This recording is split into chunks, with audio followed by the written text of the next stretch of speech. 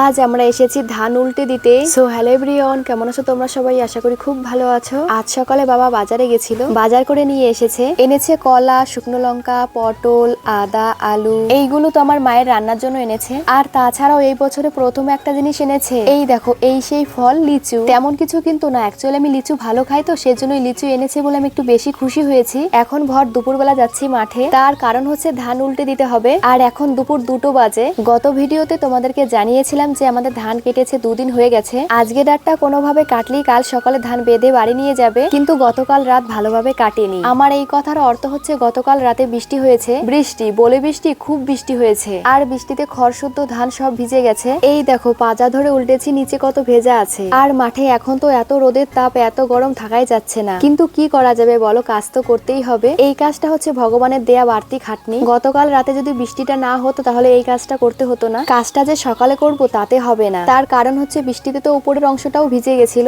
সকালের রোদে সেই অংশটা শুকিয়েছে। এখন দুপুরে উল্টে দিচ্ছি, বিকেলে যাতে বাকি অংশটাও শুকিয়ে যায়। বেশিরভাগই উল্টে দেয়া হয়ে গেছে, আর অল্প কিছু বাকি আছে। তো ভিডিওটা এই পর্যন্তই, দেখাচ্ছে পরবর্তী ভিডিওতে। ভালো থেকো সবাই।